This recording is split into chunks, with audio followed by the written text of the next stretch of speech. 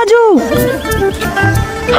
কি করছো উপরে? বই পড়তেছি, দেখতে পাও না? এত পড়তে হবে না, নিচে এসে মাছটা কেটে দাও। বিয়ে করে বিপদে পড়ছি, শালি শুধু আমাকে দিয়ে কাজ করায়। মোকলেসকে একটা সিগন্যাল পাঠিয়ে দি।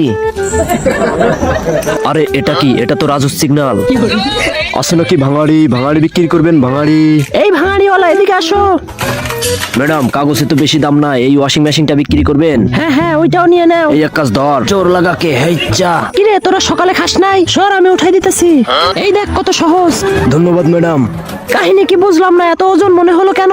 এই দাঁড়া দাঁড়া, রাজুকে বের করতে হবে। কিরে রাজু, বেঁচে আসোস? হ্যাঁ মোকলেস, বেঁচে আছি। এই দেখ, তোদের লেগে কিনে আইছি। রাজু ভাই, অনেকদিন পরে তো বড় মাছ খাবো, অনেক মজা হবে। মাছের সাথে একটু মদ হলে কেমন হবে বলতো? পুরো জমে যাবে রাজু ভাই। কিন্তু এটা আনবো কেমনে? আরে রাজু ভাই সব পারে।